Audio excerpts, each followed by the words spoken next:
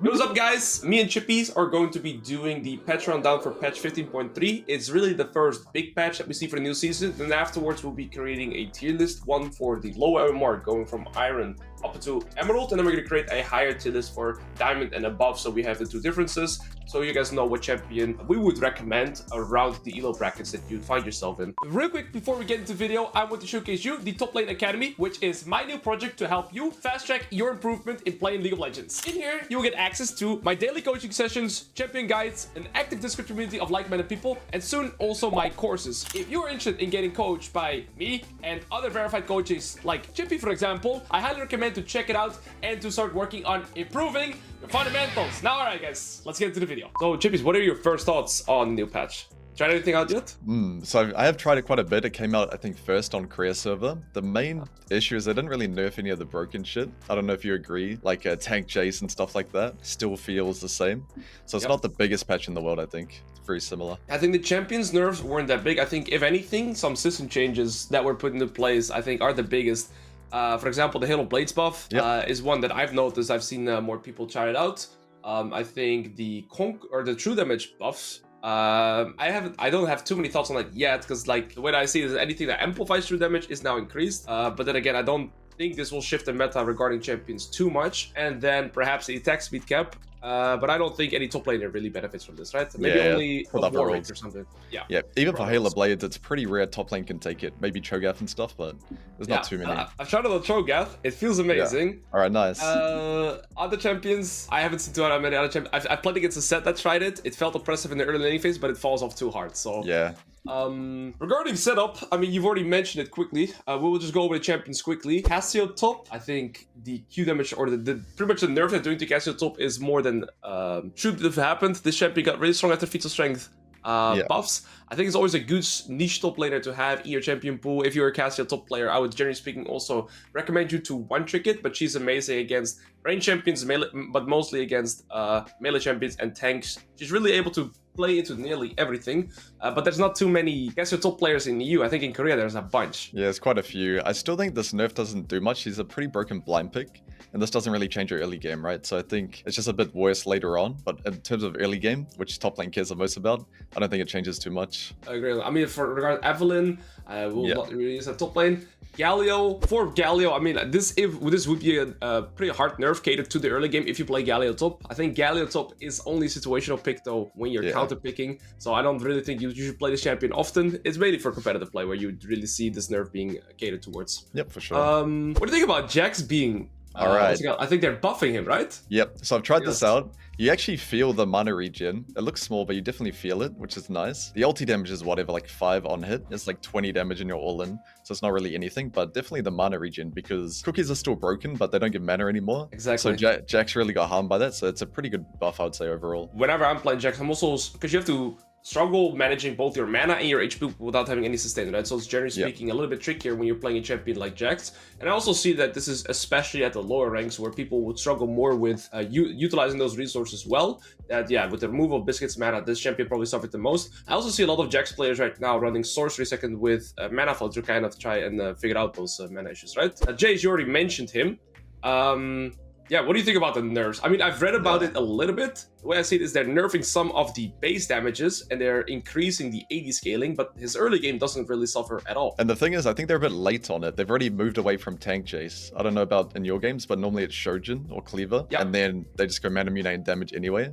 So it's like, it doesn't really change much. It's still broken early game building HP with Grasp and second win on Jace, so I think they hit it wrong. So he's still going to be S tier champ in the high elo. Yeah, absolutely, and if anything, I think it's even perhaps a small buff in certain scenarios, because they're buffing the AD damage scaling, right? So if you go for, let's say, Soldier Cleaver into the full AD, you're only getting stronger in the later stages. So base damage is gone, but the AD scaling is increased. So I think it's an interesting approach. That this champion is still very strong. Nasus, I think this will bring him back personally. 3% increase is, I mean, for the Nasus enthusiasts out there, if anything, Nasus throw is the hardest in the early laning phase, and this would help him get through some of those earlier parts. Perhaps with the sustain, you can get through some of the bounce scenarios more reliably, and then you get the skill easier. The champion was actually Usually around the lower MMRs, he'd be sitting around 50, maybe slightly above 50. I think at the start he was around 48. I think this helps him try to get back to pretty much being in a somewhat more consistent spot. I've seen some of the higher elo players that we have in EU try him out, and yesterday I was watching one game on the stream. He went 1-12, so that wasn't too convincing. Yeah. But I still think this is a good buff to try and get him back. Yeah, it's a nice quality of life, but I don't know if it'll change the situations when you normally get shit on. You know what I mean? 3% life steal. But we have to see.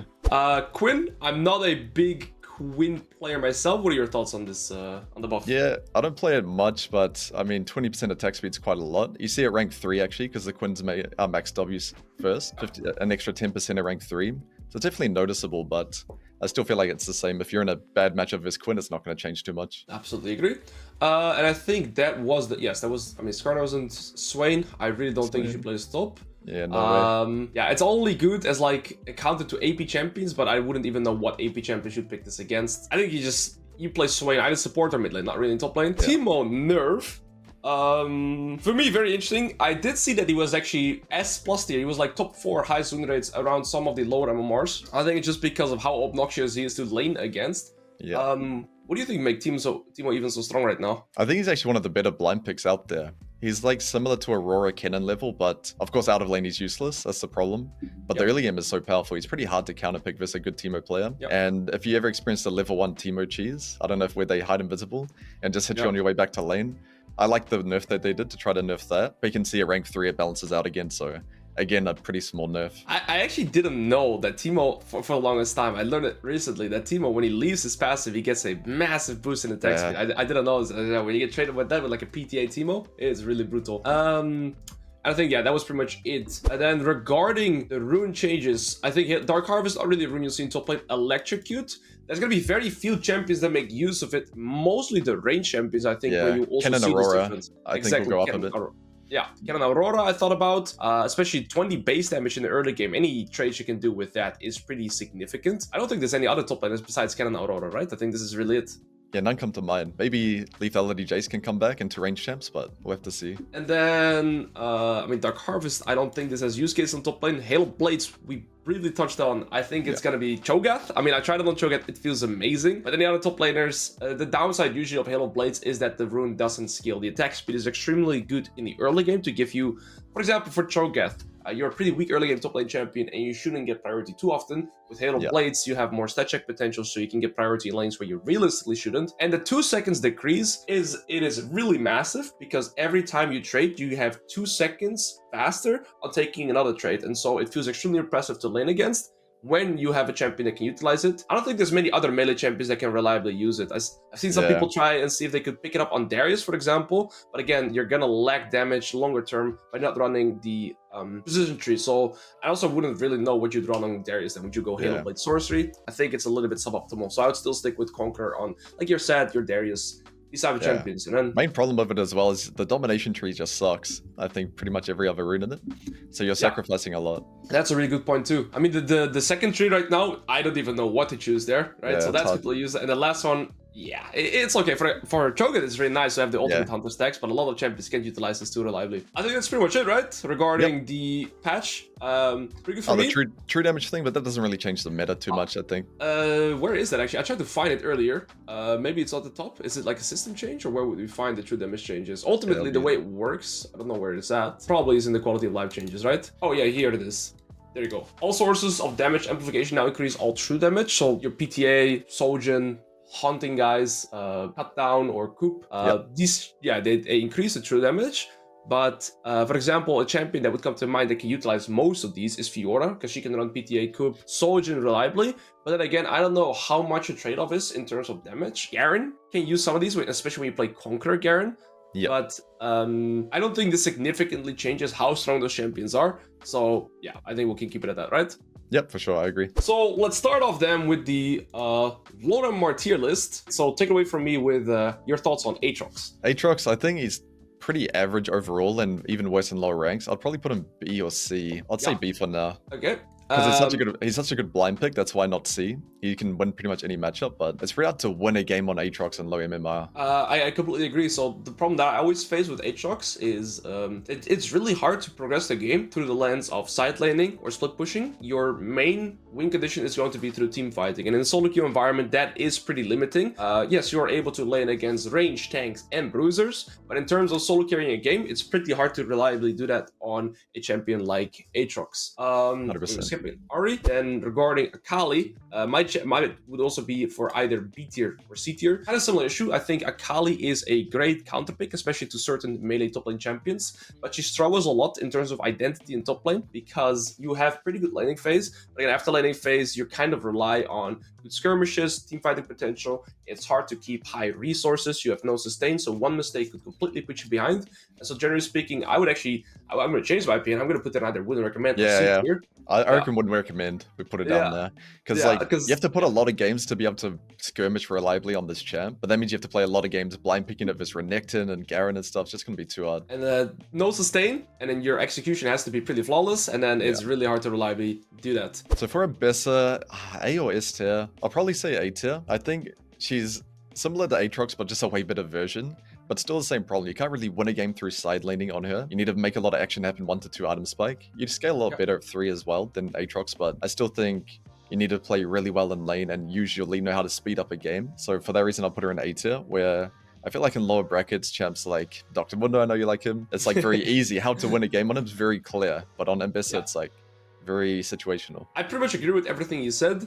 What I love about Ambessa compared to Aatrox is that you have that late game insurance, right? You like level 3 items, 4 items, you will still scale into nearly every top lane champion. And you do have the pick and side lane potential, but it's still not as consistent as, for example, your Mundo, your Garen type champion. So I completely agree with the A tier position. Aurora, yeah, I would put her myself. So the thing is, Aurora is one of the best blind pick top lane champions that we have right now. But the more so criteria that I'm looking for towards the low and more tier list is going to be more so stat check potential, sustain, scaling, split pushing, so basically a lot of options. And Aurora has an extremely good laning phase, but she has no sustain. If you get caught off once by either a gank or you do a bad trade, it's really hard to progress on this champion. It's also not as easy to keep high resources, so the fallback patterns are too high. So my general rating on Aurora would actually be in C tier for those reasons, because I think it's hard to reliably carry your games on Aurora, and it's pretty hard to execute. Yep, I agree. I think carrying a game on her is very hard, but also the lane is like, it's going to be easy, but to really get the most out of this champion lane, I think you have to be really good because that champion's so busted in lane.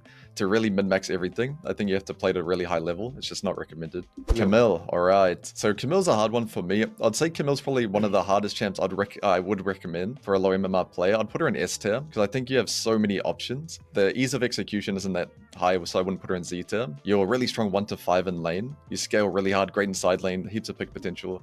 So I think you have a lot of options and carry potential on her. The late game, 3-4 items, you're just a raid boss. So I'll put her in S tier for those reasons. I love this. So for me, kind of Gwen and Camille go into the same category, that I love recommending them to low MR players, but the stepping stone of Camille is still relatively high because everything in this champion relies on spacing well. You gotta space well. Exactly as you said, level 1 to level 5, you're pretty strong. The big benefit that I love about Camille is that you have arguably like top 3 late game scaling. You can split push, team fight execution a little bit harder, but you have a lot of ways to single carry games on Camille. So the S tier is really good. I would hesitate between A and S, but I would agree that she's a tier above the Ambessa. So I love her at S tier. Cassiopeia for me, I would put her in a similar way as Aurora, and the same reasoning too. The stepping stone is extremely high. The execution is hard to do as well. What I will say, what I like about Cassiopeia around any other AP mage in Toplane, maybe besides Rise, is that she's able to still side lane against nearly every bruiser in the game. So that's the one big benefit that you have when playing Cassiopeia. You're not going to get outskilled by like a lot of bruisers. For example, if you're going to side lane as Aurora into like an Ambessa or Camille at 2 items, it's really hard to even stand in the side lane. Cassio, she can side check anything. Yep. So in that regard, perhaps her execution is a little bit easier, putting her B tier for that reason, because I would say that she is stronger than Aurora in that, but I still wouldn't recommend her too much towards the lower MMRs. Yeah, I'd say between B and C is fair, because the lane execution is quite hard, and surviving ganks on her would be quite tricky. But yeah, team fighting is really easy. You just play front to back, and side laning power is good, so I agree. B's good. I'm going to put him in S tier. I feel like you want to put him in Z tier, so I'll be curious to hear. But my reason for that is, even though he's relatively easy to play, I think getting through lane without dying in like hard matchups like Darius, or if jungle is camping top for a below emerald player, can be quite tricky. And if you're 0-2, 0-3 on Cho, it's like, you're not going to be that useful. And even if you do okay 0-0, it's like you're still a full tank champion. You can carry a game, but it's not as reliable as, you know, a Camille or Jax or something like that, even though he's easier. So I'd say around S tier, but I'd be curious to hear if you think he's in Z tier. Yeah, so I think there's two ways that you can play Cho'Gath right now. You have the standard setup where you go grasp, teleport, and you go for the more tank variation.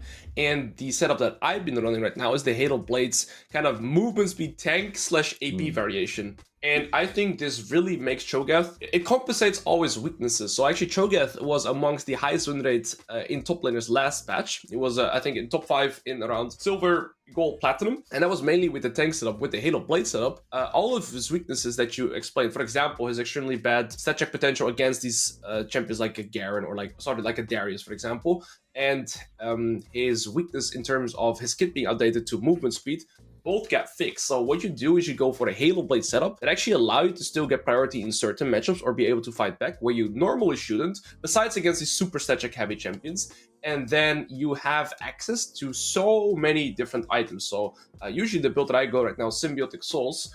And the benefit of this is that your recall is extremely fast. And then your movement speed back to lane with home guards is really fast too. So even if you find yourself in those super tricky scenarios, you can kind of cheat your way out of that because you're back to lane extremely fast. And the item spikes that you have are really good. Irelia's only 2200 gold. And at level 7, when you go either of the components, because they give 20 AP, level 7, your Q one-shots casters. So you can cheat waves.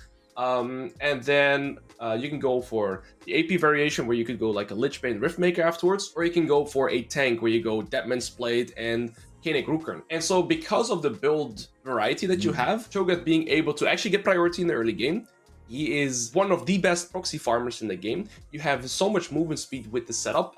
You don't like damage, so you can still split push. And then I think this is the biggest reason why I still like him. Your team fighting is still insane on Cho'Gath. One good Q or a good W, and you're good, and you can one-shot any target. And so for me, that's why I want to put him in Z tier this patch for the first time. All right, you've convinced me. I want to try the build now, the movement speed one. That actually sounds pretty good. The item's so cheap, 2200. You'd spike at like level 7, level 8 maybe if you're having a good game.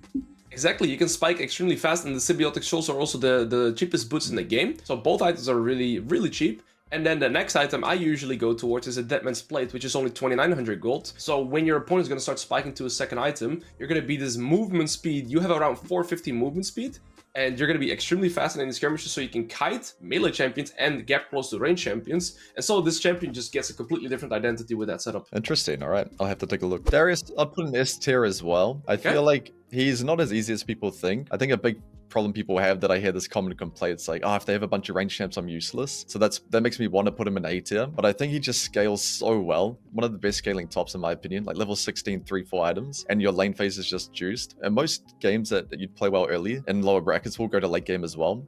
So if you're accelerated, I think it's just, and the team fighting is quite easy. You just kill any noob that goes in first with reset and you're just the best champ in the game. So I feel like even though lower ranked players will struggle into heavy range comps, I'd still want to put him S tier. I love that. I think in terms of execution, he is a little bit, he's really good execution. And that's actually a point that I don't highlight too much yet. Darius scaling is insane, especially level 16 when you get into a team fight. You just need, so even if they have range champions, all you need is one target to reliably get your ult or your passive off of, and then you're going to be in a good spot. And yeah, your laning phase, I would put Darius second to Trundle in terms of early game strength. So if you're a Darius one-trick and you know how to play at your first waves, you can really solidify the game from the get-go and then snowball from there. And so yeah, I completely agree with S tier. One of my favorite champions is going to be Dr. Mundo. I will say, sadly, he's taking quite some heavy hits because he's been nerfed.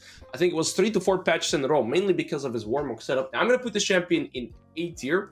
with the reason that he is a lot more comp dependent right now. You need quite some understanding of I would say draft to get a good Mundo pick, because he is one of the worst blind pick champions in the game. Complete opposite to Darius, he's actually top 5 weakest early game top lane champions, and when you play Mundo, you're always playing to go even and trade avoidant to scale towards the level 11 and level 16 spy, because he works similar to Cassiopeia, where level 16 you're pretty much just a powerhouse. But it's a lot of execution based, and it can be Z tier when enemy team have low percentage health damage. If they have a lot of percentage health damage, he could even be in the wouldn't recommend. And so to kind of balance it out, I put him in A tier because his late game insurance is one of the best, and the way you want to play Mundo is extremely straightforward. Always matchup play the same. Play 20 games of Mundo, you understand how to play this champion, so for those reasons, I want to put him in A tier. Yeah, I'd go halfway between S and A just because winning through side lane is so reliable, especially in maybe a below gold game. You can just collect all the tier 2s. But I agree, especially with feats of strength and grubs being so OP, the weak early game just harms him a lot this season. So I'm happy with A tier. Fiora's a hard one to place. I'll say B tier. Close to C because the ease of execution is definitely not there. But the reason it's B is because Raven is Hydra and your identity is very clear. Just keep pushing side, try to collect tier 2s. And in pre-Emerald games, it's quite easy to get tier 2s. There's not a lot of resistance. And then, of course, the scaling as well. So even though I'd say the lane execution is the hardest part for a low MMR game, at Ravenous Hydra, everything becomes simple. And if you're not behind, I think you can just take over a game. I think Fiora and Camille kind of go in a similar manner for me. So my intent was to put her A tier with the late game insurance that you still have on Fiora, and especially the lower resistance on tier 2. I really like how you phrased that. The one thing that I also think is more so required on Fiora than a champion like Camille is that it's really hard to set up kills or ganks with Fiora compared to Camille. And very often the way you're gonna have to start playing Fiora in the laning phase, like once you get your team out, especially when you go for the Hydra Rush, is you actually have to not play lane. You're gonna have to try proxy farm and play through playthings to kind of really get ahead in the lane. And that was already a bit more in-depth. So I'm on the fence between A or B tier, but I'm fine putting in the B tier because of how hard she is to pretty much execute. Perfect. I think, I already mentioned him briefly. Gangplank to me goes in the wouldn't recommend. Yeah, hard agree. Yeah, it's just this champion is one of the hardest champions to learn in terms of stepping stone. You are in a mobile top lane champion that is extremely easy to shut down, and a Gangplank from behind is pretty useless. And even if you are ahead, it's still hard to execute this champion because, you know, hitting a barrel reliably in a team fight is pretty tricky, always easy to get picked up on the side lane. And Gangplank just doesn't have the best build pass right now, I think, as well. So I just think this champion is very weak. He's been weak for quite a while. So for me, wouldn't recommend. Very simple. Definitely, yeah. Almost no side lane options and just trash build path. I think it holds him back way too much. Garen. Okay. Garen. I have to put Garen in Z tier, I think. He's just the king of low MMR. So he just scales way too well. His lane with Conqueror and a lot of melee matchups is pretty strong. I feel like you can reliably get solo kills 1 to 9 on Garen in most melee champs you'll play against. And worst case scenario, you just scale insane and spike 2 out of 1 item. And I feel like winning a game on Garen is very clear. Push inside, break tower. If they're defending it, look for a play and just keep that pattern up. So I feel like ZT 100%. Absolutely. The only thing I touch on is the amount of mistakes that you're allowed to make when playing Garen or learning Garen, because if you do a bad trade, you just fall back, sustain with your passive, and you're always going to be good again. So it's one of the best champions to start learning top lane to as well. And his skill is very simplistic, so nearly all of your matchups are going to be playing in a similar fashion. It's just about your W timing. And so I really just love the simplicity of Garen, which puts him in Z tier for me as well. Gnar, I'll take it away on this. I'm going to put Gnar personally in either C or B tier. The way that I always describe Gnar is that this champion, I'm going to put him in C tier, is jack of all trades, master of none. Like you're a range champion, but you're not super poke heavy. You got some good team fighting, some good split pushing potential, but it's not insane. The biggest criteria that I would actually say on Gnar is that he's a really good blind pick champion to get to laning phase, but that's not really what we're looking for towards the lower Mars. I would say the execution of winning a game with Gnar is pretty hard to identify as well. I think itemization is extremely important in this champion regarding the draft that you're playing, and he can win the games through side lanes and team fighting, but it's hard to execute. So for me, I put him in C tier. I definitely agree. I think he is a great blind pick in high MMRs, but it'll be harder for a low MMR player to get the level 6 tier 2 boots on first recall in a lot of matchups because you have to space really well. Because your auto range is just so trash early game. And if you just get jumped on by anything, you're just going to be way too far behind. And if you have to base early for like a longsword or something, it just takes too long to come online. So definitely too weak early game and too hard to execute. Gragas, I think I'll put him B tier. I feel like he's easy to play, hard to master. And he does have decent carry potential. I like the flexibility of his build. You can do the Cosmic Fimbulwinter or just like full AP.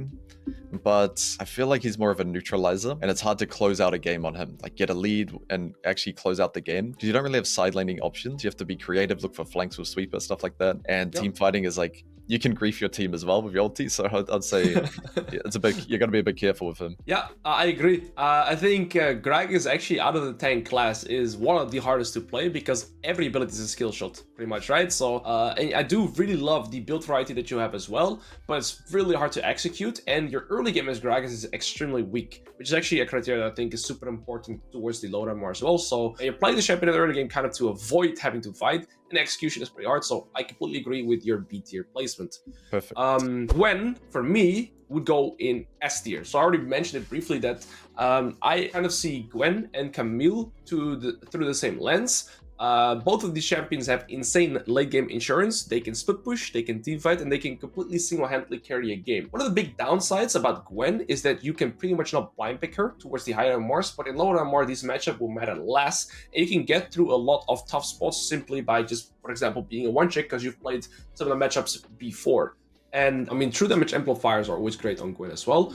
But yeah, what do you think about Gwen on S tier? No, I'd agree. I feel like Gwen, she's easy to win a game on. There's a lot of things you can do to play well on her, like W placement, but in terms of how do I win the game from a decision-making standpoint, I feel like it's quite simple. You're just really greedy inside, playing for towers and front to back in team fights. So I feel like that aspect makes her a lot easier to execute than Camille. Camille's got more options, so I'd keep them similar, but I feel like that's really nice for a player that wants to hard carry a game, but doesn't want to have to play a champ that's too difficult. I am not a big fan of Heimer top. That's a next champion. Do you have any thoughts on Heimer? I just put him in wouldn't recommend. I feel like he's so bad for learning the game on. You'll just pick up too many bad habits. Absolutely agree. All right, Illaoi. What do you think of Illaoi? Illaoi, I'd put an A tier, maybe S tier. I'll put an A tier for now. I feel like the ease of execution is definitely there, but you're so weak 1 to 5. A lot of champs can just beat you up. The ease of execution definitely helps. Maybe S tier. It's hard to say. I haven't seen her in a while, so on this patch, maybe A tier. But what are your thoughts on that? I absolutely agree with A tier. So the thing is, Illaoi's gotten pretty heavy nerfs, I think, both in her mana and her, her base damage. So her early game has gotten even weaker. And the problem that I have with Illaoi is that the ease of execution is there, but at the same time, you are extremely limited. The team is winning, it's really easy to play, but if you're even or slightly behind, this champion can feel extremely limiting, especially if there's something that can neutralize you on side lane and then you can team fight. It's really hard to play Illaoi, and that was one of the biggest struggle points that I had when playing Illaoi, is simply kind of linear game plan that you have that you can't really adjust from, because even if you can progress to side lane, team fighting is generally speaking going to be a worse option. So it's amazing in terms of your gameplay identity, but you have to pretty much play through side lane only. But then again, so many people, I think this is probably the champion that people struggle with the most in terms of mental or like mental block. Illaoi just loves destroying people that, just by landing E and pretty much not giving them any options anymore. So for that reason, I think she's still absolutely A tier. Irelia? Yeah, I think Irelia is a really hard one to place. I'll say B tier. I think the lane is so powerful, but I actually think closing out a game on Irelia is pretty hard. It's a lot easier now that you can hit the tower with passive. So that's why before I'd put her C tier, now B tier, because it's like you can just win through side now with the Hullbreaker build as well. Makes it very simple, but the champion skill ceiling is just so high. Probably one of the top 3, top 4 hardest top laners. So I'll keep her in B tier for that reason. I feel like it would take thousands of games to get to the point where you'd climb to Emerald or Diamond, starting in, let's just say, Silver. So it's just such a big time commitment when there's just better ways to do it. I have nothing to add on that. I think it's absolutely perfect. Every point that I would want to make is there, and I completely agree with the placement too. So then I'll go over to Jax, and my thought process would be to put him in A tier. This champion has, to me, he's the perfect top laner. He is able to get priority in a lot of matchups, so it's good early game. You have good skirmishing potential around like rubs, you have good burst damage, but you also still have good sustained damage. You have good scaling, you have good team fighting, so this champion can kind of do everything. But the problem with Jax is that you need to worry a lot about resource management, like your HP, you don't have sustain. You have to think a lot about your trade intention in terms of mana. And what you very often see with Jax players is that they are able to pretty much have wave control due to the strength of their champion, but they overplay their position too much for too many trades. And Jax is one of those champions when I coach them that they always have super high deaths on, because very often what you have to do as Jax is actually use your wave states and then create a lead, but people overtrade, overestimate the resources, and then playing Jax from behind is extremely hard. And also, there was one more thing that I always think about Jax, is that your laning phase to late game transition 3 is pretty weak. So you're very strong on 1 item, but then 2 items, you're not as strong, and then 3 to 4 items, you spike really hard again. So what do you think on the... One thing I want to add is I feel like Jax out of most top lane champs has one of the hardest matchup spreads in terms of understanding how to play each matchup. Because sometimes you want to lead with movement, sometimes lead with Q, like knowing when to do each one, I think is very hard for a new player or like a lower ranked player to grasp, because it's really going to depend on the matchup, even the skill of the player on that champion. Red champion like Garen or Cho'Gath, I think the trading pans would be very similar, where Jax, it's like you really have to know how each matchup would go depending on the situation. And yeah, that combined with resource management, definitely A or maybe high B. Jace, oh, hard one to place. I'd say A10 now, just because it's a lot easier to play at the moment. Any other season, I'd put him in C or don't recommend, but yeah. Grasp and rushing like, Tunneler, I think it's a lot easier. And before, champs like Malphite or Gragas would just end your game. But Overgrowth second win, Grasp, like buying rubies, it's just too much sustain. And the champ's just so strong in terms of early game, the spikes really out mid game, and you have a lot of options too. You can side lane now, you can even go Hullbreaker Rush versus champs like Malphite or Gragas and just blow up the tower in front of them. So I'd keep him A tier, because the ease of execution is definitely there at the moment. Yeah, so I think this, yeah, perfect, because this champion to me would always pretty much be in wouldn't recommend, because you need, like, similar to Irelia, this champion is one of the hardest to execute, but now with the Grasp, it's way easier. So I actually really like the A placement. Nice. I statements. Kayle. So Kayle for me, S or Z tier. The thing is, I'll put her in Z tier for now. I'll start with the downside. Her downside is that you pretty much have no early lane control. Other than that, especially with the ease of just going Boots of Swiftness and having that scaling orientation right now, Kayle is one of the best top players, in my opinion, to start scaling reliably and get to Masters. She's also consistently in one of the highest win rates up until Masters. After Masters get way harder, and that is mainly because people will shut you down a lot more consistently in the early game, but towards the lower MMRs where people don't know how to neutralize you as well, or they can skip certain tempo timers and give you a lot of opportunity to pretty much get to level 6 reliably. Kayle's already way better in that start position. Also, she has more XP options through the roses. And then lastly, game tends to last longer towards the lower MMRs, and so Kayle will always pretty much get to her level 16 and be able to impact the game. I would have put her in S tier just because the early game is so weak. So not only is it, you're not going to be able to be impactful early game or play for early solo kills, stuff like that, but also, if your jungler wants to make top, a lot of junglers just seem to default to pathing top and gold below especially. So it's like, you're going to have a losing 2v2 or you're not going to have gank set up. So I feel like you miss a lot of opportunities. I do agree the late game insurance is definitely there, but I feel like not only is it bad for, the first 9 minutes, 10 minutes of the game, but it's also pretty bad for learning too, for a lower MMR player. Like just chill, get level 6, tier 2 boots, and then you can kind of lane. I feel like it's bad if they want to branch out later on. But I definitely agree. It's like if you just get really good at Kayle, you could probably climb. If you get to 1 item level 9 every game without getting behind, you'd be chilling. But I feel like you're just so little options early game holds you back too much to be Z tier. Yeah, no, I agree with you. Good point, is absolutely true. And the thing is, you're kind of playing to not lose instead of playing to win in the early game. I think for that, she definitely should not be Z tier compared to a Cho'Gath and a Garen that have every option. Kennen, Kennen's hard. I'll probably put him in C tier. The resource management's easier than Aurora, but the range is shorter and you have to be really, really good at spacing. Typically, I don't like to recommend range champs for low MMR players because the spacing, even, master players can't really space that well on range tops either. It's such a hard skill to get really good at. But of course, the players you're playing, it's about spacing too, so it balances out a little bit. But carrying a game on Kennen can be so hard. Translating your lead, you can't really play side lane, so you have to look for creative flanks with sweeper. You have to be very aware of your teammates because you don't want to go on at the wrong time. I think there's a lot you need to keep track of. Absolutely agree. And then the one thing that I always talk about as well when talking about these ranged top lane champions is, let's say you are playing these ranged top lane champions against Garen and Cho'Gath. All Garen and Cho'Gath have to do is pretty much try and go even, because after laning phase, like Chippy said, you can't really side lane. You are really slow at pushing out the side waves. You can't really farm jungle camps, and it's harder to push for tier 2 turrets, whereas these other champions can do that reliably. And if you make one mistake, lane cannon from behind, you are pretty much going to be a mosquito. You don't have the late game insurance, and so I absolutely agree. The champion is on C tier. Kled. I actually really love Kled, especially through the lens of being a one trick. So for me, he's gonna go on at an A or S tier. I'm gonna put him on S tier for now, and that is because I think this champion has pretty good build variety. You can go for a bruiser or a more lethality assassin oriented build.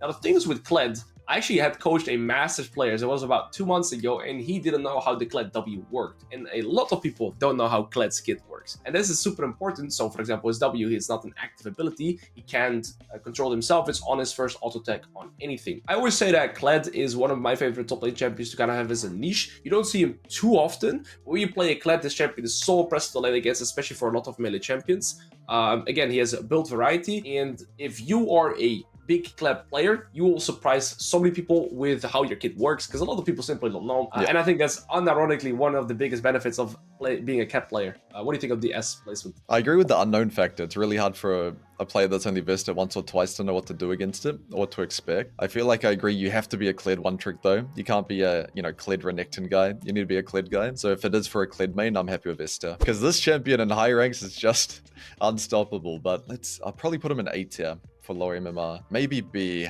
My reason for that, even though he's a great blind pick, he's still a full tank champion that's way more team reliant than most champions above him on the list so far. So unlike Cho'Gath, like you said, you've got the option to go, movement speed, damage build, you can be more impactful. Cassandra is very much a front to back tank. Like, yeah, if you get super fed, you can just run V5 the backline, but realistically, even if you come out of lane slightly ahead, it's pretty hard to just close out a game through side lane and like team fighting on him without relying on your team in some way. I absolutely agree. And this is the first one I think where I really disagree with you. I would put this champion in C or wouldn't recommend. Interesting. And, I agree with your statement that he's so good in lane, but the way to close out the game and reliably win a game on Constante is so hard. And statistically, this champion has been, I think, top 5 lowest win rates pretty much since release towards lower MMR. He is around 47. I mean, maybe sometimes even lower. And that's again because when Cassante, he is one of the harder top lane champions, or tanks to play in my opinion, because a lot of it is going to be about spacing and combos too. And then you don't have side lane options. So for example, when you compare Shen and Cassante, they are kind of similar to how you want to facilitate your team. But Shen, in my opinion, has way more clear intentions and easier execution. And Cassante, you really have to combo well. You have to understand the priority target. And you can side lane, you can only team fight. I think this champion has too many factors that you actually need to know about the game to reliably win on him. So for me, he's C tier, or would I recommend, generally speaking, lower on Mars? Yep, I'm happy with C tier. I've gone a bit biased against that guy because I verse him every game, so happy with C tier. Happy with C tier. Yeah, that's sure. But I remember playing in Korea, I saw Cassante arguably half of my games. This champion is so annoying. Malphite, I'll probably put him. The thing about Malphite is you should only use him as a counter pick. So if you view him that way, I'd put him in B or A tier. I like that you can go full AP, so that makes me want to put him in A tier as well. And if you're only picking him in a good spot, so they have champs like Jinx or Aphelios and AD jungle, stuff like that, then of course he's going to be a great champ. So just make sure you don't see, oh, he's an A tier champ, I'll main him. You have to use him as a counter pick. But in that case, A tier. And you can go full AP if you need a bit more damage or your team's lacking magic damage, so a little bit of flexibility too. I absolutely agree with you that pretty much Malphite and kind of Mundo are in similar fashion where they're super draft reliant. One thing that's really beautiful about Malphite though is his simplicity in his kit. It's extremely easy to execute, and it's funny to see that Malphite, the lower you go, the higher his win rate always gets, because even a Malphite that would be behind 100 CS can do one good ult and pretty much win the game. But that could be to either way, because what you very often see with Malphite ults as well is that they ult, but not worry about their own team, so they bait their own team, right? I think A tier is a perfect balance, and blind picking Malphite pretty tricky. Picking this champion against 2 to 3 AD champions, you're going to be Z tier. So I think this is perfect balance. Maokai then, this champion is really strong, especially against AP heavy comps. But the thing is with Maokai is I would say that he has an easier execution than Cassante, so I put him in B tier for that reason. I wouldn't put him as strong as Malphite. Problem with Maokai is that you are so linear in terms of gameplay. You have easier execution with your ultimate and W to set up plays for your team. But again, you're a tank that likes to facilitate his team and not really being able to, have more opportunities to split pushing or solo carrying a game. You get a solo kill as Maokai, it's nice, but the best thing that does is it pretty much gives you 3-4 more minutes of not being outskilled. And when games stand to last longer, split pushing is very prevalent. I wouldn't want to recommend Maokai in general, but he's extremely good in terms of ease of execution, so for me it's B tier. I'd put him in C tier just because the carry potential is probably one of the lowest on the whole list. I think that's so important in lower brackets. Yeah, that's good. For example, Gragas can carry games way easier than Maokai, so yeah, I actually agree with you. Mordekaiser, I'll put Mordekaiser up in C tier. I think he's just so good for lower MMR players. So good at ease of execution, really good at short trading and long trading. So you can kind of learn when to short trade, when to long trade. So I think it's great for learning the game too in that lens. And your game plan is very simple. You don't have as much side laning options versus champs like Garen and Camille, but rock up to a fight 1 to 2 items, and the way you execute the fight's very simple. So definitely Z tier for me. Absolutely. And the one thing I want to say about Mordekaiser players is try out Boots of Swiftness. 2 little people build Boots of Swiftness on Mordekaiser. It is awesome. Nasus, tricky to play right now. Okay, so the thing is, Nasus has insane late game insurance, good split pushing and team fighting options, good scaling again, right, late game insurance. But the thing is, he has so little laning potential, kind of similar to Kill. Perhaps with the buffs, I would put him in A tier because he has a little bit more sustain to get through those hard laning phases. And the ease of execution on Nasus, it's very simplistic on how you want to play this champion. I'm really on the fence between B and A tier. What do you think? I'm happy with A after the buff for sure. It's going to make it simpler, and it's just so easy to chill in lane till 6, try to run them down with Ghost, and then in side lane, you just play for tier 2 collecting. So I think definitely A tier. Olaf, I'll put him in high A tier. The reason I don't want to put him in S tier is because mana management's actually really hard on him, especially now that, because before you're just 3-wave crash and proxy or 3-wave crash and base every game. It's pretty easy. But now it's kind of hard to extend the lane without wasting mana. A lot of people use Q way too much to poke, but until level 5, you're just going to go you need to use your Q for kind of an all-in. So it's kind of not intuitive. It feels like a poke ability. So I feel like because of that, I'm going to be putting him in A tier. The mana management's just too tricky. And a lot of people don't know how to push their limits as well as they need to on this champ. Yeah, and you have the really good early game. You have insane mid-game team fighting potential, and the game is very scoped around mid-game right now with a lot of skirmishes, so I think that's what makes him good. I think one thing as well is they've nerfed Olaf because his ult costs 100 flat mana now, right? In the past it didn't, so that's also a great drainer. So yeah, all of it 150 mana, really hard to find that all in. You have to really choose with the abilities that you use. Ornn. I'll take it away on Ornn. One thing that I'm always surprised about is this champion actually tends to do pretty well in terms of win rate towards low MR. And that is because I believe when game states last or tend to go longer, this champion has a lot more value because in terms of how much stats you can guarantee your team, you can pretty much upgrade all of their items. Now, in terms of what item upgrades you're going to get, and some more are going to be reliant on your team in terms of how they order their items in their inventory. But the execution rate of Ornn is actually pretty straightforward. Now, you don't have the carry potential because you are a tank by default. But Ornn is one of the best tanks to still have a strong laning phase. You can neutralize nearly every side wave. You have a good button to always guarantee a team fight opportunity. And you have a good scaling orientation for your team mostly. So I put him a grade above K'Sante Maokai, but still, he has the limiting factor that he is a tank. So for me, he's in B tier. Yeah, I'm happy with B tier. He feels like the kind of middle of the pack tank. So it's a good place for him. Pantheon, I'd probably put him in A tier. I feel like the lane is so strong, but carrying a game and closing out a game on him is quite hard. You're not going to ever hit tier 2s on him. It's pretty rare. And knowing when to ulti without losing too much, I think it's a skill that'll take a lot of time for people to learn. So, and actually a lot of matchups you play at level 6, you'll start to lose because you don't have an ulti. Yeah, so for those reasons, I'll put him in A. Yeah, I actually think if I compare Olaf and Pantheon, my intention would be to put in B tier. I don't think they're on a similar path because I remember I was coaching a Pantheon player and it was against Yorick. And he made one mess up in his level 3 all-in, and so the Yorick got to level 6. And then his question was, what am I supposed to do? And the answer was, well, you can't really do anything at this point because you can't get rid of the maiden. You're just going to slowly get outskilled. And so the thing is, you need to really execute your early game well. That is extremely strong. You make one mistake, and after 6, you can start losing a lot of matchups. So I would put him in B tier because of how well you have to execute this champion. Yeah, I'm happy. It'd be way too punishing if you slip up. I'll probably in C tier. I think that's such a team-reliant champ. She has a good blind pick with a strong lane, but pretty low carry potential. Even though you can go Sundered Sky build and have a bit more damage, I still feel like having no side lane options and being more of a peel tank just really limits you to close out and carry games in lower brackets. Out of the tank class, she does have one of the better laning phases, so I think statistically she tends to do a little bit better than these other tanks, but I agree. So, and you can see me and Chippy saying this permanently, right? Also in the coaching sessions that I do, I generally don't recommend people to be tank players, especially towards the lower MMRs, because you have such limited options and you're always going to be more so reliant on your team. Now, it's completely fine to play this champion. Let's say you are a Poppy one-trick, or we're going to have champions like Shen. I see a lot of Shen players. It is still fine. But generally speaking, right, these champions just don't tend to have as many options. And so you will see, both me and Chippies, we don't really like tanks in a solo queue environment. It's just suboptimal. For me, I would put Quinn in C tier, maybe B tier, actually probably B tier, because she still has an extremely strong early laning phase potential. So the thing is with range champions is that your game plan is pretty linear. You really want to try and get the maximum out of your early laning phase.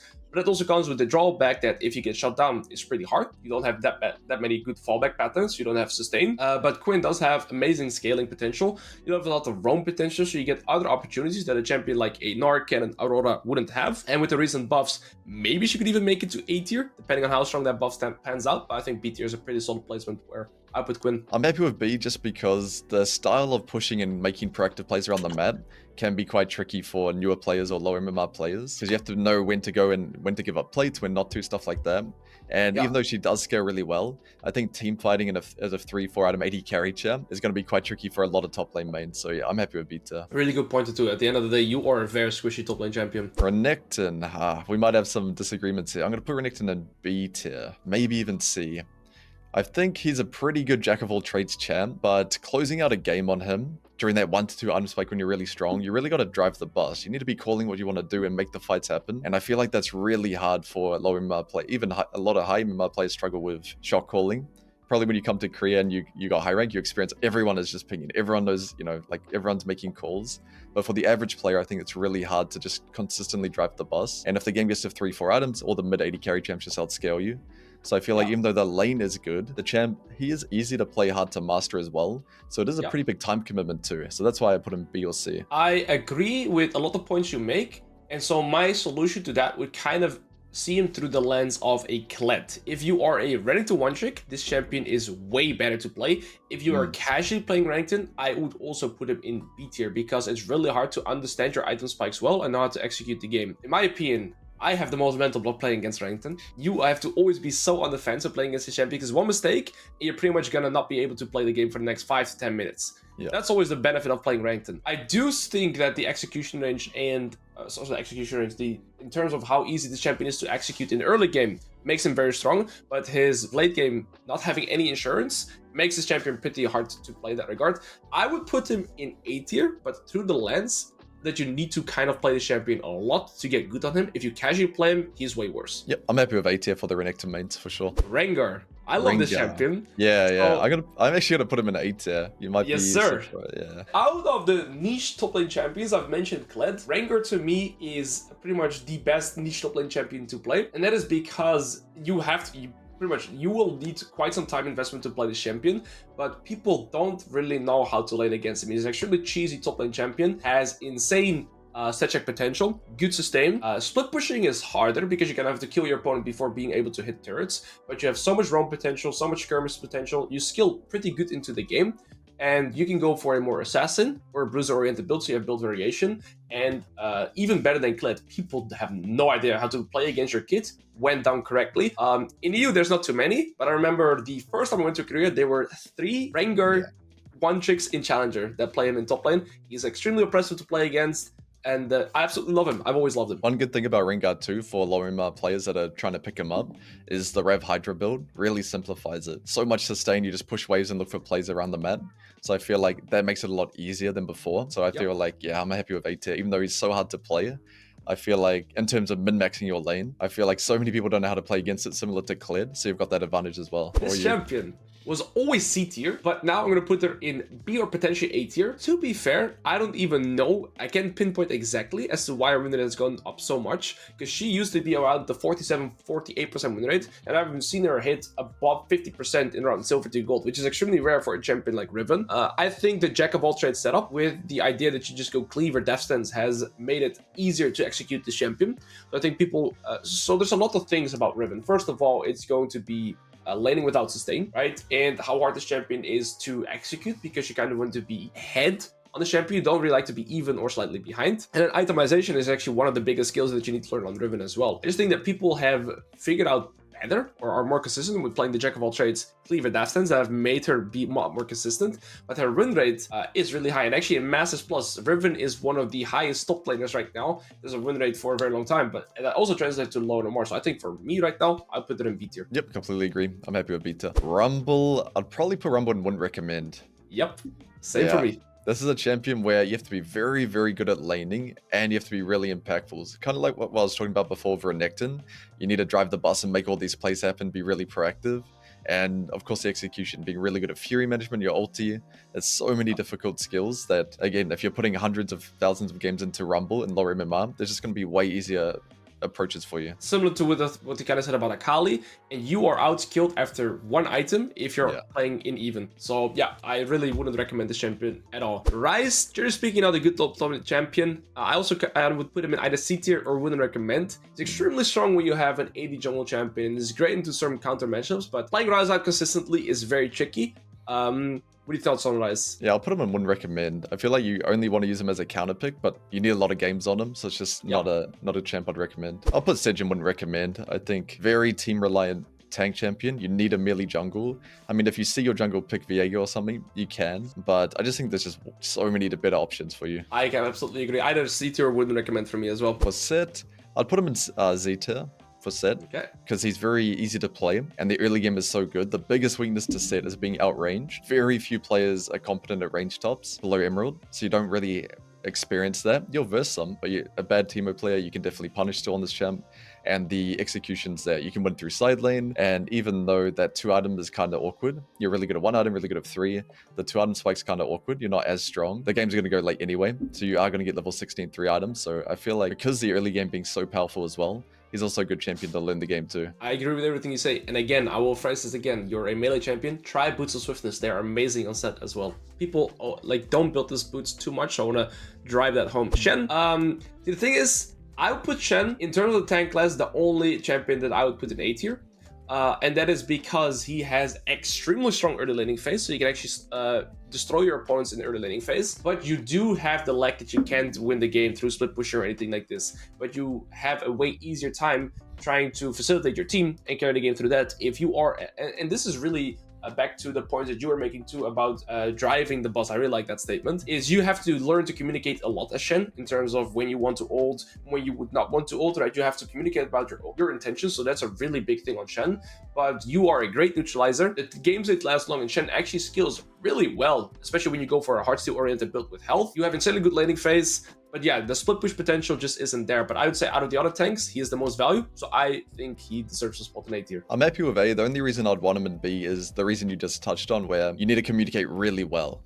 I think that's such a hard skill for low ranked players. Like I can ult here, I can't ult here, and doing that consistently so they always know. I feel like that's just going to be very unlikely. But if you can get to that point, if you're a Shen main, then for sure A tier if you can pull that off. Generally speaking, also with a champion like Shen, I also would never recommend to play a champion casually. But usually when I coach a Shen player, they are a Shen one trick. Definitely. So I think A tier.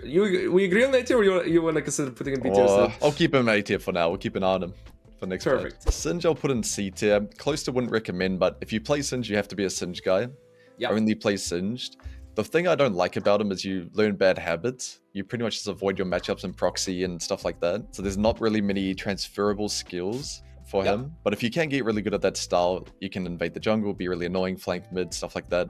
So I'd say C or B tier. Yeah, very interesting. What I always am surprised about is that Singed has a very high win rate towards lower MMRs. And that's because this champion is super annoying too. Like, I remember when I was learning Riven, Singed was my hardest matchup because this champion is has a lot of set check potential. His ult is really annoying, and he's really good in these mid-game skirmishes and fights as well. But the biggest drawback to playing Singed is that there's pretty much no transferable skills, like you said. Singed is just like a design in itself, and nobody plays like Singed. You don't utilize any of your like fundamentals, for example. You're trying to do everything opposite. So even though his win is pretty high, and you can do well, I agree with the C tier placement because you don't have transferable skills. If you're going to be a Singed main in Silver, you should still be a Singed main in Masters. You're not going to be like transferring your champion because there's no transferable skills. So I absolutely agree with the C tier placement. Sion. I would put Sion personally in B tier.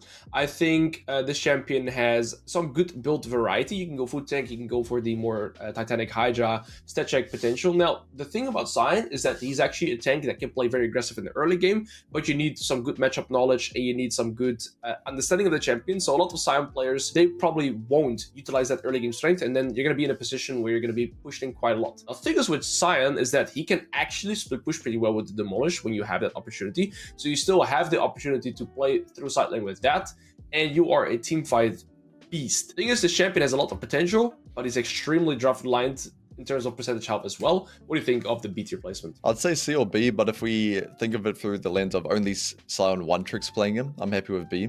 You don't want to have Sion as like your backup champ, something like that, because there are some, not quite like Singe, but there are some things that you break rules on him, like dying at the right time and stuff like that, and dying for towers, so I feel like I'm happy with B tier. Tahm, I'll put him B tier, just because his lane is so strong, but closing out a game on him is quite difficult. You don't really, if you're not fed, you do nothing as well. You're completely useless, and you can't win games through side. But because the laning is so strong and people can't play against it, so it's a really high chance you do get a lead in lane. I'll keep him in B tier, maybe C. Yeah, I agree. So actually Shen and Tahm Kench, they're the only two top lanes I would say that they have no wave clear in their kit. And that's always a limiting factor. You can win lane, but you can side lane, you can split push, you can farm jungle camps, you can pretty much facilitate only, but yeah, the laning phase is so strong to put them a little bit above, and in terms of ease of gameplay. Teemo, I would put out of the range class, the only one that I consider putting higher, potentially A tier. He's got a nerf because he's so strong right now, but he has insane stat check potential. But again, the drawback to range champions is that it's pretty easy to shut him down. You don't have a great way to put the side lane or team fighting,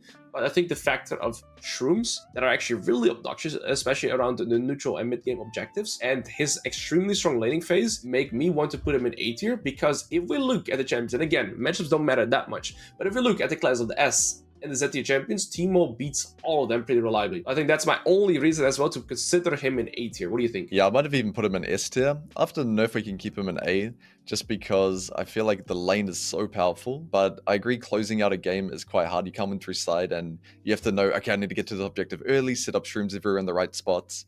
But most people that play him are Teemo mains.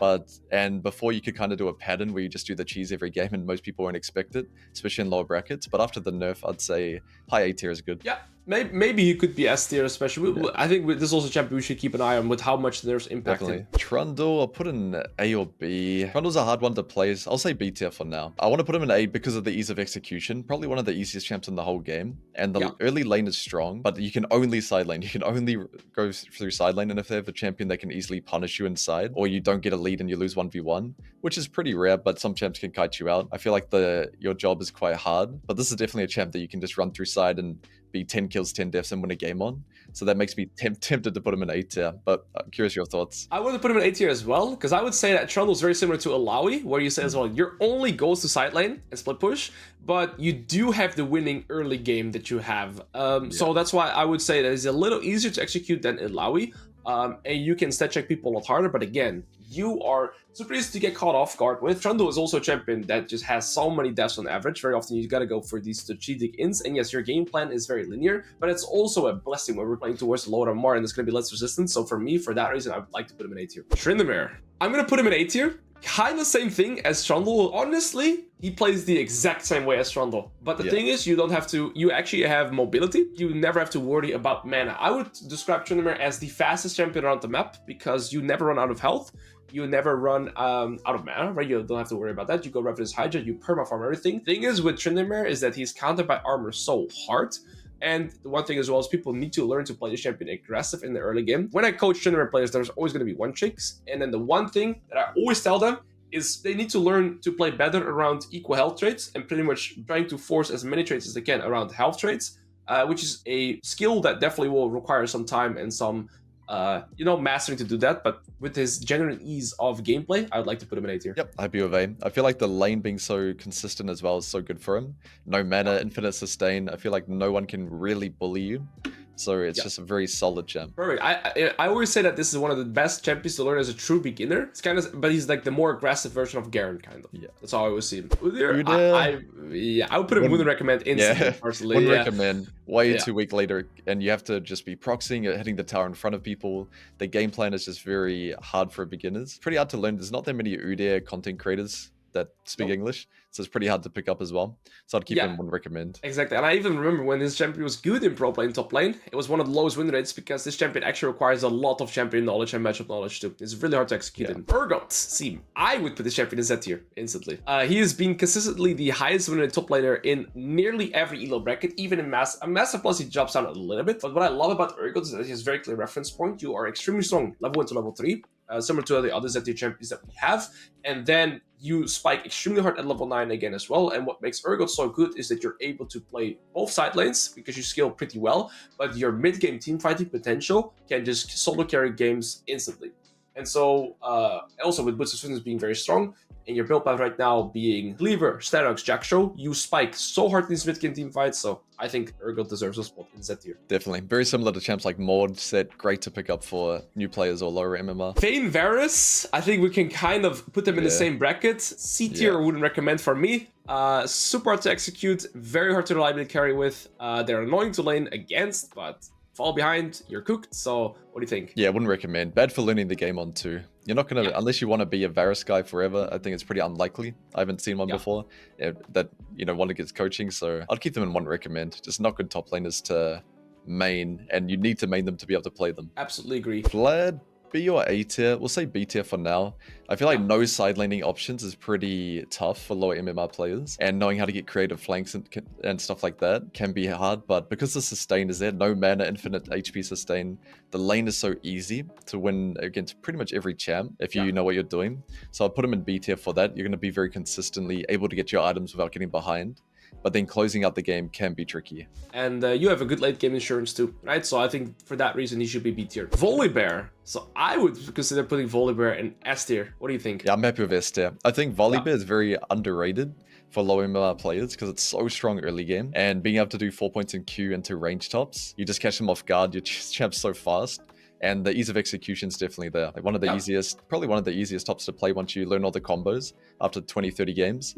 So definitely S tier. Absolutely agree. And you have some build variety. You can go for the more, I guess, tank variation. You have the more movement speed variation with the, what's it called? Cosmic Drive starting item. And one thing that I'll make a quick note for Volibear players. I've done 2 Volibear coachings right now, and they both had around 6 CS per minute. So it was really fun. I coached a Volibear player who's playing against Maokai, and he had about 60 CS at the end of the laning phase, but he kept skirmishing. So what Volibear players really need to learn to do as well is utilize their wave priority into turret plates, proxy farming, and taking over the game like that. So he did that exact same thing. Next time he played against Maokai, he had 10 CS per minute, and the Maokai ended up being 0-3 because by permanently proxying and getting ahead, that's one of the greatest things to do on Volibear reliably. He is arguably the easiest champion to proxy farm with because you just press E and the whole wave is gone with your passive. So make sure to utilize that when playing Volibear. Definitely. One thing to add as well, one of the easiest champs to dive on, and if you can tower dive someone, that's the easiest way to explode the game because they just lose 2 or 3 waves straight away, especially with TP taking so long.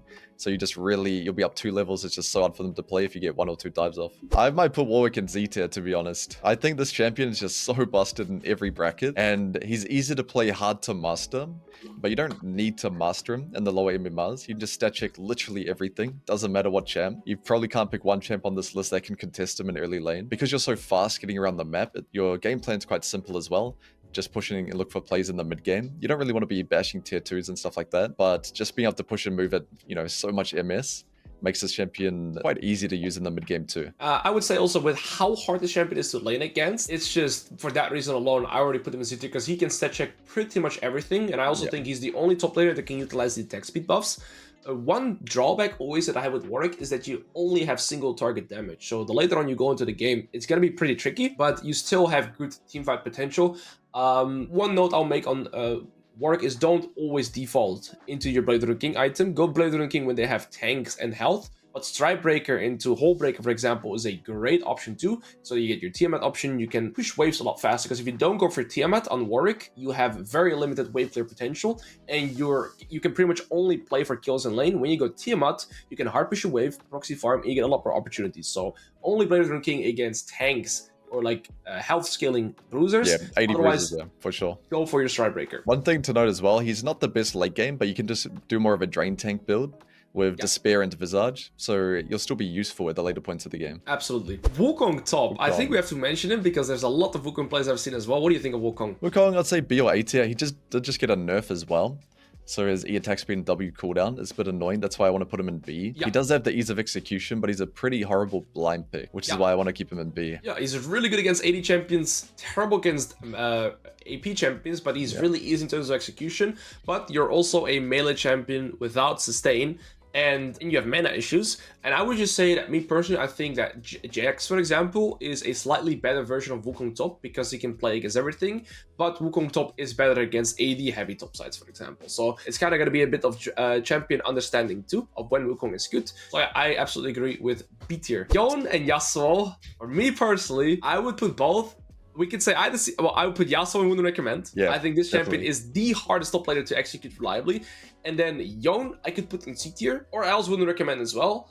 And that is because the execution of Yone is so extremely hard to do, but he actually has an extremely good laning phase and some late game insurance where you can still play side lane. I'm happy with C or B actually. I used to put him in C, but I've had some students that have really made him work, climbing through the ranks on him. He's got a really high ceiling, but you don't need to hit that ceiling, I feel, because the lane is pretty oppressive. If you know when, the hardest part is knowing when to short trade and when to long trade. I think if they can get the hang of that, they can win the majority of their matchups. And then kind of that Gwen farm vacuum style in the mid game, and you get 3 items level 16, rock up to a Baron, you just can 1v5 it. I feel like that's so reliable in a low elo bracket if that's what you've been, studying and working on. As long as you don't play too crazy at 1.5 items and, die a lot, just maintain good XP and CS, you can definitely make him work. But the ease of execution and how hard it is to actually team fight on him makes me keep him in C tier. This champion is extremely good in lane, and then he is so hard to play in mid to late because you always need setup. You're very easy to get picked off in side lane or in entering a river. Pretty much have to be there first in order to get a good position as Yone. So yeah, for those reasons I put him in C tier. And Yasuo, I mean, he doesn't have a good laning phase, and then he's even harder to arguably execute. So yeah, I put him in wouldn't recommend for those reasons. Yorick I'll put in S tier. I feel like his win rate's always really good, and he's just very simple to play. The big drawback is 1 to 5 is really weak, but as long as you get to level 6 without being behind, then you just keep your opponent stuck forever. And then the mid game is one of the most simple, I'd say. And he is also kind of like the vacuum playstyle. You can go for a more bruise-oriented build where you go for Trinity Force into either Sojin or your I think it's Liandry's. But otherwise, I really like the lethality build as well, which is a great option. So this champion has a lot of different playstyles opportunities and just skills extremely well through playing side lane. Very one-dimensional game plan. So I absolutely love Yorick for those reasons too. Zac is the last top laner on this list. I mean, it's a tank. And I would put Zac in either B or C tier. Kind of similar to, for me, with Gragas, where your engage potential is super consistent. But what I really love about Zac is that, well, the thing is, Zac, in my opinion, is the tank that can play the most aggressive in lane. You have so much stat check potential, so much trade opportunities. And if you learn to play for priority with a champion like Zac, this champion will be super obnoxious to lane against for a lot of champions. But then again, we're always going to have the drawback where we are a tank, so we can't solo carry a game. But you do have really consistent gank setup, skirmish setup, and teamfight setup. So I think he deserves a spot in B for those reasons. Potentially, no, I think B is fine. I'm happy with B because I feel like he's easy to play, hard to master. And you need to really know how to get the most out of your lane on him. His laning phase is so powerful, but a lot of people on Zac kind of chill and just sustain, when you can make it really volatile and just abuse being low HP, picking up your blobs. So I'm happy with B tier because, no side laning options and lower carry potential than, bruiser or carry champs does hold him back a bit. Okay, I think I'm really happy with all the champions that we've put down there. I think we have a great overview of all the champions for the lower MR tier list. I think now what we're going to do is we're going to switch it around for the high-low top lane tier list, explain our top list for that in a little bit. So I put Jason S tier straight away. and Cassante. This champion is Z tier, right? Yeah. Z tier. I think Rumble is, I don't know how much you see Rumble career as S tier, right? Yeah. Aurora, Kennen S, I reckon. Yeah, Aurora is S, Kennen is S. I'd say Gnar is probably A tier. Yep, that's perfect. Ambessa, Maokai probably A tier. I think Ambessa is Z tier, but what do you think? Yeah, Ambessa is absolutely Z tier. Where is she? Yeah, nice. She's absolutely Z tier. Cho'Gath, I would say A. Yeah, I would say A-ish. Garen, we still have to factor in Diamond Master, right? So I put him in A because of those elo brackets too. Is this Diamond Plus? Yeah, so this is Diamond Plus. Yeah, A then. Urgot for me actually goes in S. I'll put him A, but I'm happy with S. But I don't see enough of it, so. Yeah, I think this champion in Grandmaster Challenger, very hard to play, but Master Diamond, this champion is still broken. Mordekaiser, I put in A, maybe B. B, I think B. I think B is more reliable, Warwick, I would put in A. I'd keep him in Z, so maybe S tier. I think Z for high-low too? Yeah, but I've versed that Korean, that Korean guy, the rank 2. I just keep running into him. Player. Yeah, I just keep running into him. So maybe S tier. Yeah, that guy is genuinely the best solo queue player I've played against. Yeah, I agree. I cannot lane against that guy, by the way. I have no idea. He's so good. Yeah, he's so fucking good. Said I would put in B tier, maybe even C tier. Yeah, I'd go C. C tier. I think he's so hard to play. Okay, so these are Z tier champions. Makes a lot of sense. Kennen, I think, deserves to be an S tier. Camille, I would put in A tier. Yeah. Gwen, I'd put in B tier. There's just no blind pick potential. Yep. Kayle, I put in A, personally. Factoring Diamond Master too. I'd put in B, but I'm fine with A. Actually, I agree with B. Because Master Plus, this champion I wouldn't recommend. Yeah. In high elo, I think Akali switches over to B kind of, maybe right? Or A maybe? Maybe we move Set to wouldn't recommend then. Yeah, that absolutely agree. Akali, I'll put in A tier. Yeah, personally. I agree. Because high rank players will only use her as counter pick anyway. Tryndamere, I put in wouldn't recommend. What's the reasoning? I just think this champion, I mean, so unless you play against a full one trick, and I mean, that is only when the champion is good, but like, I think the fail rate of Tryndamere and higher elo, I think this is always statistically one of the worst ones. And this champion gets so fucked by any like Warden's Mill or Armor Abuser. So unless you play your landing phase extremely well, I don't even remember playing against Tryndamere players in Korea. Just that Wu Wei guy, he's pretty good. Wu Wei? He's like rank 5 playing it. I'd put it in C tier just because it's like very consistent. Like you can blind pick it every game. You know, blind pick's so valuable in high rank. That's fair. Not really anything that shits on it. Yeah, I would play so the thing is, I guess you can play Malphite, and then it's just a matter of who gets the better team, right? Yeah, true. Or like any neutralizer. Handshake. Okay. Yeah, I think most of these champs are still wouldn't recommend. I mean, Vayne and Vayne could maybe go into like an A, right? Varus, I mean, what do you think of Varus? I haven't laid against it in a very long time. I'd put it C. It's like pretty oppressive to verse, but hard to win a game on. Zac, I put in A, probably. Yeah, he's good. Trundle, wouldn't recommend. I think you agree? Yeah, 100%. Mundo wouldn't recommend. Illaoi wouldn't recommend. Oh, Mundo is counter pick. I think's fine. So then C tier, right? Yeah.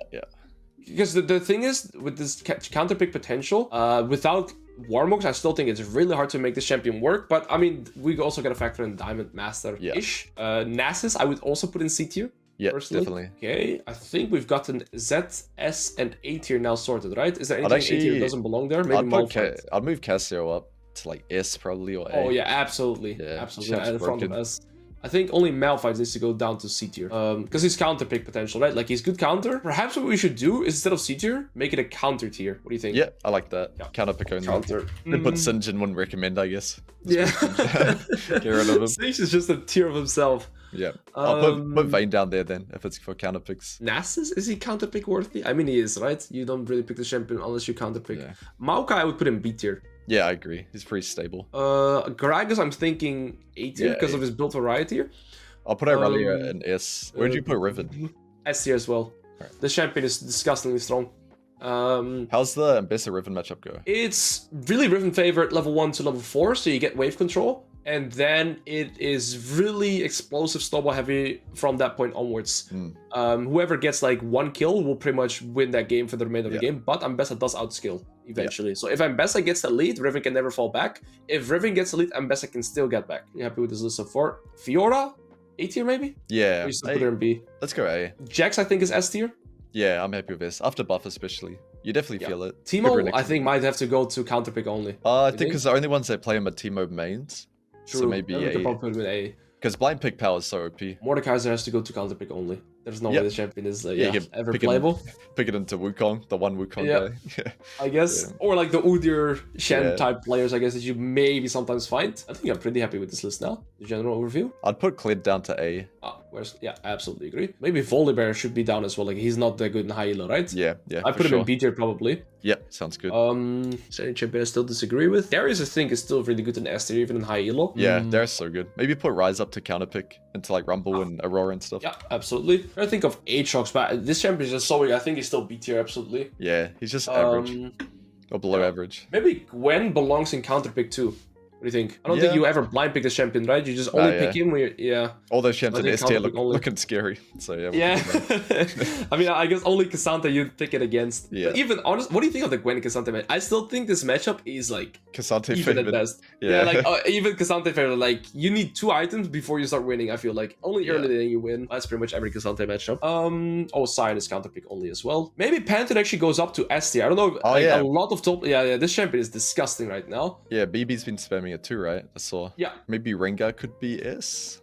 Yeah, actually. For the Rengar guys, yeah. Do we put Akali in A tier or counter pick? Counter pick. Yeah, counter pick. I agree. Good call. Yeah. Okay, perfect. All right, team. This is our high elo tier list. You can see it looks very different to the previous one.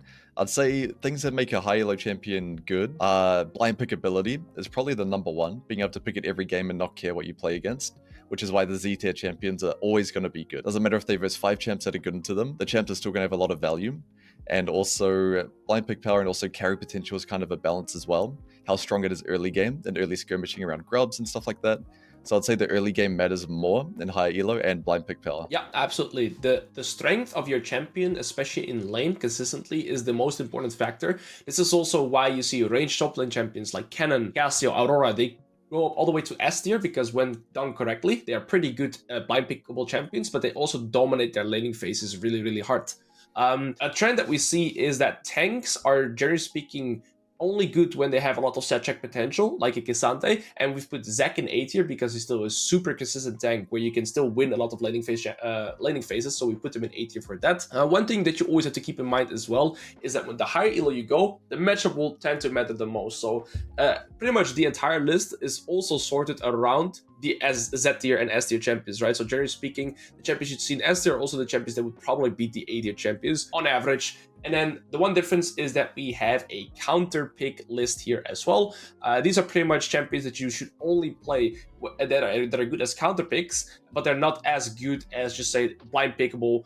So, for example, Gwen, terrible blind pick, amazing champion to pick at red side 10th pick. Yeah, I think that it pretty much covers everything. The wouldn't recommend list also pretty much every champion that has the game lens to only playing through split pushing, like your Trundle, like your Illaoi, like your Yorick, they end up not working anymore in the higher elo because people know how to pretty much punish you in the laning phase in the early game and not allow you to gain the tempo to split push reliably. So those are all in the wouldn't recommend. And I think that pretty much covers everything, right? Yep, great point you touched on. The champions that you see in Z and S tier, when you're trying to pick your champ, it's important to visualize how you'd play against them. So, for example, Fiora, in the past she was a Z tier champ, but if you verse Aurora, Kennen, Jace, it's just way too much that shits on you now, which is why she's gone down in value, even though her champ didn't get nerfed or anything like that. That's going to be the final list we have right now. We'll update it pretty consistently with the patches. Hope you guys took away everything to start solidifying your champion pool, and good luck in your solo queue games and on the grind. See you next time. See you in the next one. See ya.